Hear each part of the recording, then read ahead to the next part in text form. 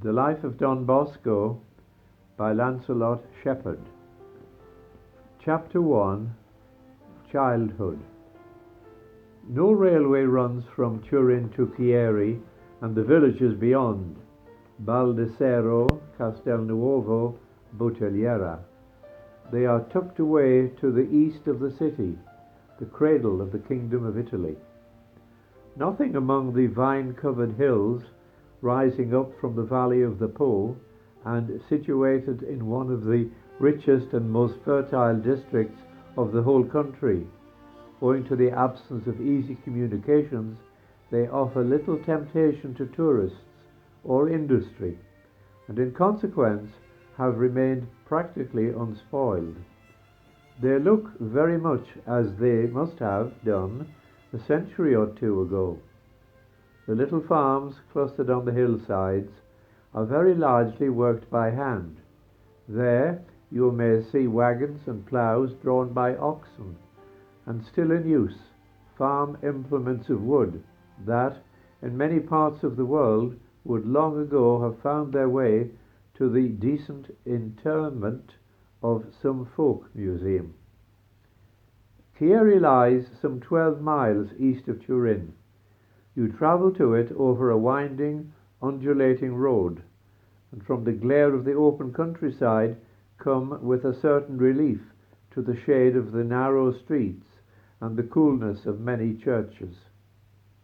From Chieri, a road leads further east by way of Andesano, Antignano, and Moriondo, bringing you after 8 miles, more or less, to Castelnuovo, whence, after a further 3 miles, you will arrive in Becchi, a small group of houses forming part of the hamlet of Murialdo, but belonging to the parish of Castelnuovo. In 1926, a little party of peasants was wending its way back to Becchi and Murialdo along the country lanes from Bottigliera.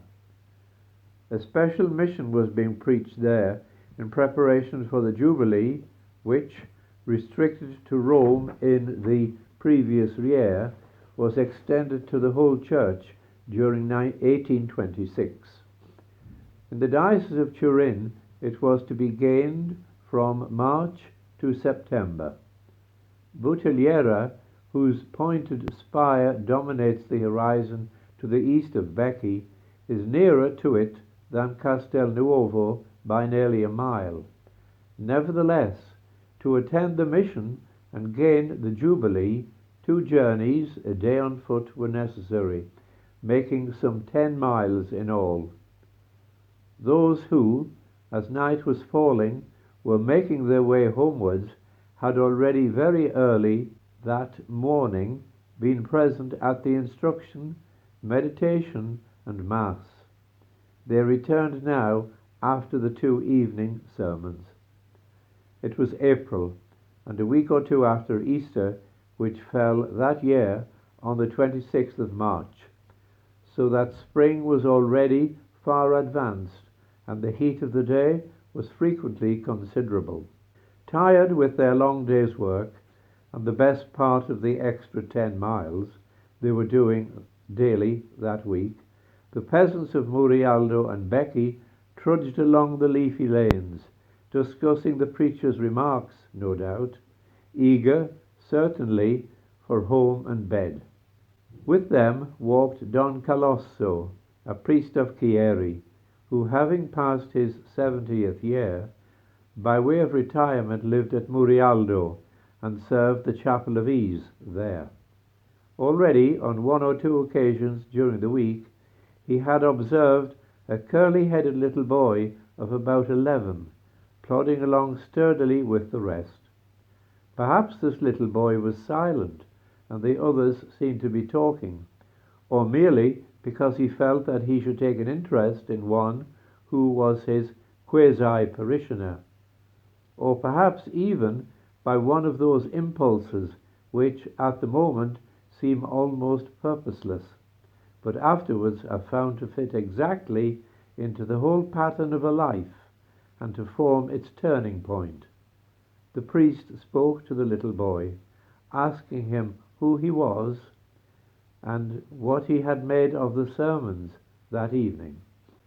"Well, little man," said the priest, "where do you come from? I've seen you. You've been to the mission." "Oh, yes, Father. I went to hear the sermons." "I wonder how much you understood." "But I think I understood all of it, Father." "All of it, indeed. Well, if you can say any 4 sentences from it, I'll give you 4 soldi." "From the first or second sermon?" "As you like. What I want is 4 sentences. Try the first. Can you remember anything of it?" "In the first sermon," replied the lad, "the preacher spoke of the obligation of not putting off one's conversion, and he went on to detail the 3 points of the evening instruction without a mistake. For nigh half an hour, as they trudged along the lane, to the admiration of the peasants who clustered around the pair, and to the astonishment of the priest who had provoked the exhibition, the boy repeated all that he had heard that evening. Don Calosso decided to find out more. "What's your name?" he inquired. "Who are your parents? Have you had much schooling?" "My name's Don Bosco. My father died when I was 2. My mother's a widow with 5 mouths to feed. I can read and write a bit." "Have you done any Latin grammar?" "What's that?" "Well, would you like to learn?" "Oh, yes." "Why don't you then?" "Because of my brother Anthony." "What has he got to do with it?" Then it all came out. Anthony had not been to school and could see no reason why John should either. What use was learning to a farmer? But John wanted to study, and one day to become a priest. "And why do you want to become a priest?" asked Don Calosso, as they came to the point where the route to Becky branched off. "To preach to the young, to teach them their religion, and to keep them from evil ways. They aren't really bad, but they will turn out badly if their parents don't see to it that they are properly taught." Don Calosso was impressed. He told John to come and see him after Mass on Sunday, and to bring his mother. They could then talk about the whole matter. John Bosco, bidding the priest good night, turned off up the hill to Becky. In an autobiographical sketch, John Bosco recounted all the difficulties he had to contend with, and from his account of the conversation which took place on the way home from Bottigliera, and of its upshot, together with a passing remark or 2 on the subject of Don Calosso, we can see clearly enough that the encounter was the prelude to a turning point in the boy's life. He was just on 11. Don Calosso may well have learned from others something of the family's reputation. He had been told already by John Bosco that his father was dead, and that the whole burden of providing for and bringing up the family rested on the widow's shoulders. John Bosco's father, Francis Bosco, was a widower who, on the 6th of June 1812, married Margaret Occhiena, a young woman, then in her 25th year, from Crapiglio, a village some 5 miles distant from Becky. Francis Bosco provided for his family by the cultivation of his own scanty acres and working for a neighbouring landowner whose manor house was situated close to the Bosco cottage. Margaret Occhiena, coming to Becky as a bride, found herself in charge of a household consisting of her husband's septuagenarian mother and Anthony, the son of the former marriage, then aged 9. In addition, 2 farm labourers boarded with them. On the 8th of April 1813, Margaret bore her husband a son, Joseph. And on the evening of the 16th of August, 1815, another son, who was christened the next evening John Melchior. Francis Bosco, by the labour of his hands, had now to provide for this young family, but not for long. In May 1817, after a hard day's work in the heat, and while still sweating profusely, he went to do some job or other in his employer's ice-cold cellar, caught a chill which turned to pneumonia, and was dead within a few days. Francis Bosco is a shadowy figure who quickly disappears from the biography of his son. He was a model Christian, writes John Bosco, with every care for our upbringing. He died with all the consolations of religion, having urged my mother to trust in God. In after years, John Bosco would recount the tragic incident of his early childhood. It seems extraordinary, but we have his word for it that he remembers his father's death. It was the first clear memory of his life, which remained photographed on his mind until the end of his days. As the family filed out of the room where Francis Bosco lay, John, with a child's determination, remained behind. "Come, John, come with me," called his mother amid her tears. "If father isn't coming, I won't either," replied the little boy. "Poor child," said Margaret Bosco, "come with me. You no longer have a father," and she led him out of the room. John cried because his mother was crying, but he was not yet of an age to realize what it meant to have lost father. Margaret Bosco, widowed at 29, can have had no illusions about the hard struggle before her. To bring up 3 boys, to provide for their education and support, to ensure that her mother-in-law would finish her days in peace and frugal comfort, even in ordinary times, with the means at her disposal, the task would have been difficult enough. And the times were not ordinary. Prices were affected, of course, by the disturbed state of the country and of Europe, but far more important for a self-supporting unit like the Bosco family, the harvests in 1815 and the following year were both equally bad. Drought and late frosts caused the failure of most crops. Wheat rose to something like £3 a bushel, and maize to £2 10 for the same quantity. Beggars asked for a little bran to mix with their dried beans or peas to make themselves a meal. Men were found dead of starvation in the fields, their mouths full of chewed grass.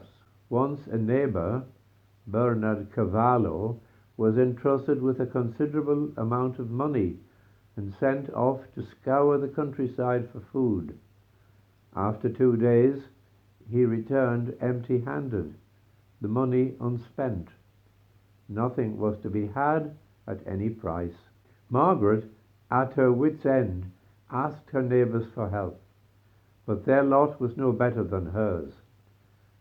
Her husband had enjoined on her to trust in God, so calling her family around her, she knelt down and prayed for guidance. Then, rising from her knees, went to the cowshed, and with a neighbour's help killed a calf, and thus provided her family with food. It was a grave decision to take, for her cow and its calf represented a large slice of her working capital. It was a risk taken with trust in Providence, which in the event was shown not to have been misplaced. Constant saving and scraping, endless hard work, both in the house and in the fields, occasional providential strokes of good fortune, enabled Margaret Bosco to bring her family through this difficult period, which followed closely on the heels of that other misfortune, the death of her husband. She evinced a determination That is not perhaps uncommon in peasant stock such as hers, but she displayed also a trust in God, a religious sense, and an open-handed generosity that is uncommon at all times, especially in circumstances such as hers. She taught her children to pray. She taught them to work. She gave them catechism lessons and told them the stories from the Bible and the life of our Lord. She could not read, yet possessed, it seems, an innate understanding of the meaning of education. After her homely lessons, the more vivid, since the smallest event, the most insignificant detail of daily life was turned to account to illustrate them, were remembered and bore fruit. From his mother, John Bosco learned, as he afterwards acknowledged, devotion to Our Lady and to the Eucharist, and by her, too, was surely implanted the seeds of his early vocation to the priesthood. By Margaret Bosco's good management and hard work, the family weathered the storm, and in a year or two the small farm was producing a more comfortable livelihood. Life was still strenuous, of course, and the children were set to work at an early age. Directly some small task came within the compass of their growing strength. One of the attractive features of John Bosco throughout his life is his common sense, direct approach to the problems with which he was beset, and his ability to turn his hand to a trade whenever necessary. That outlook and approach to life he developed in after years, but its beginnings are to be found in the life that he led as a country lad, working on his mother's farm, and in the example and training that she gave him. Margaret Bosco was generous, and at home her son John learned the lesson of hospitality. The beggar who knocked at the door, the peddler with his tray of oddly assorted wares, deserters from Napoleon's army were frequently given shelter in the little house at Becky. Margaret Bosco trained her children in obedience and kept a firm but rarely obtrusive hand upon them. She needed all her strength of character on occasion to restrain them, Anthony especially, but her great advantage was her love for them and the love for herself which she inspired in them. She was careful not to treat the children alike. Joseph and John, her own sons, received no preference over Anthony, her stepson, in spite of his difficult character. So John grew to an age of 9. He was prepared by his mother for his first confession, and consideration was given to sending him to school. Anthony, who was now 21 and doing his full share of work on the farm, since he himself could barely read and write, he saw no reason for John to be away from the farm for such a useless reason. So strenuously did he oppose any idea of John's being educated that in the end the project was abandoned, and all the schooling they had received was a winter session at the school at Caprillo, when he stayed with his aunt, when he learned to read and write. Anthony's opposition founded chiefly on jealousy, and increasing as the years went by, on the pretext that with his growing strength the boy could ill be prepared on the farm. The difficulties in his way already were sufficiently in all conscience. This additional obstacle appeared to preclude any thought of further education. In 1824, when he was hardly, or at least only just, 9 years old, John Bosco had a dream whose effect was to remain with him for the rest of his life. It was the first of many which, from that time until December the 8th, 1887, were to occur at frequent intervals and to influence very many of his activities. It seemed, he related afterwards, that he was in a spacious yard near his home. A crowd of children were playing there, some laughing, some cursing and swearing. In his dream, John tried to stop them first by words and then by blows, but all to no purpose. At this juncture appeared a man of majestic appearance, in the prime of life and finely clad, enveloped in a white cloak, his face shining so brightly that it hurt to look on it. He called me by my name and told me to place myself at the head of these children, adding, "Not with blows, but with gentleness and love, you will make them your friends. Begin at once to instruct them on the ugliness of sin and the beauty of virtue." Frightened and overwhelmed, John pointed out that he was but an ignorant boy, entirely unable to teach religion to boys of his own age. At this moment the children stopped shouting and cursing and gathered around the man who was speaking. "Who are you," asked John, "to command me to do such impossible things?" "It is precisely because these things seem impossible to you that you should make them possible by obedience and by acquiring knowledge." "But how can I acquire knowledge?" countered John. "I shall give you a mistress who will enable you to obtain this knowledge, and without whom all knowledge is foolishness." Once more, John asked the man who he was. "I am the son of her whom your mother has taught you to salute 3 times a day." "But my mother has told me to have nothing to do with strangers." "Please tell me your name," insisted John. "Ask my mother," was the reply. At that moment, John Bosco's account continues, "I observed by his side a woman of great majesty, in a cloak that seemed to shine with stars in every fold. Remarking that I was overwhelmed by this encounter, she signed to me to draw near, and with great kindness took me by the hand. 'Look,' she said. I did so, and noticed that all the children had vanished. In their place, I saw a crowd of wild goats, dogs, cats, bears, and all kinds of animals. 'There is your field,' she told me. 'It is there you must labor. Practice humility, courage, firmness, and what is going to occur with these animals that you must do with my children.' Looking again, I saw that instead of all those wild animals, there were now as many gentle lambs gambolling about on all sides, as if to welcome this man and woman. At that moment, still in my dream, I began to cry, and begged her to speak to me in a way that I could understand, for I did not know what all this meant. Placing her hand on my head, she said, 'You will understand it all in due time.' With these words, there was a loud noise, and I awoke.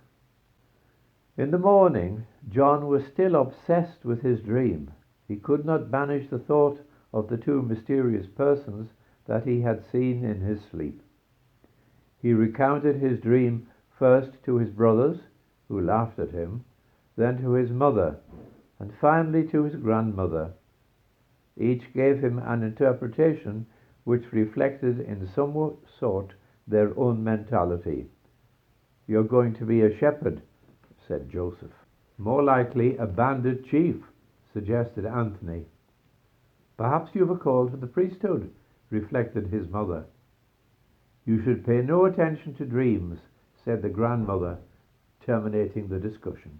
John was inclined to take his grandmother's word for it, but he could not banish the dream from his mind, and there is no doubt that from then onwards he thought increasingly of the priesthood, and frequently spoke with his mother on the subject. It was at this time, and as a direct result of the dream, that he began his life's work. It might well be thought that at such an age he was hardly equipped at all to achieve even a modest result. But to certain natural gifts he added intense application, and with great perspicacity endeavored to make what he did attractive to his fellows. It is a pattern we shall see repeated constantly in his life, for at its very beginning it bore the stamp that was to distinguish it to the end. He was endowed with particular insight. Even when I was quite small, I used to study my companion's character and had only to gaze at someone to read his thoughts, he tells us, and had made up his mind to influence for good all within his orbit. Young as he was, he began to exert that attraction which he turned to good use for the rest of his days. At first, during the winter, the means that came most readily to hand was to tell or read stories. John Bosco was much in demand in the houses around Becky during the long evenings as a reader, which he regaled his neighbours with tales from Reality di Francia or The Adventures of Berthold and his son. It was not only the children who hung on the words of this lad, who could only just understand what he read. Their parents, too, thronged round him. In the country of the blind, the one-eyed man is king, he remarks with befitting humility. But it seems hard to deny some special talent in John Bosco's ability thus to captivate his audience. Standing on a stool so that all could hear and see him, he would read aloud for hours on end. He began and concluded each session with the sign of the cross and a Hail Mary.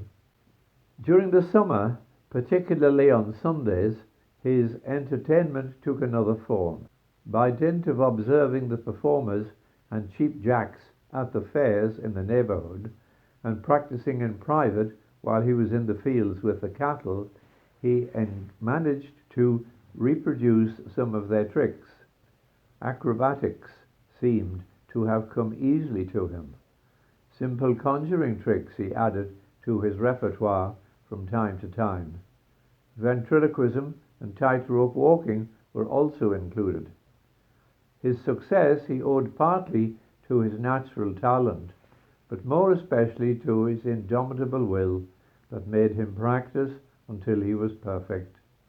Entertainment in those days was not easily come by, and simple as John Bosco's show no doubt was, it attracted the neighbours and even others from further afield. He began the afternoon's proceedings with 5 decades of the Rosary and a recapitulation of the sermon he had heard that morning in church. Then, after a hymn, he gave his entertainment. All who would not participate in the religious part were excluded from what followed. He did not spare himself, but gave of his best until sheer exhaustion called a halt. This account of Don Bosco's early efforts to win his companions and to exert a beneficent influence among them has, it may be thought, a certain air of priggishness about it that is unpleasing.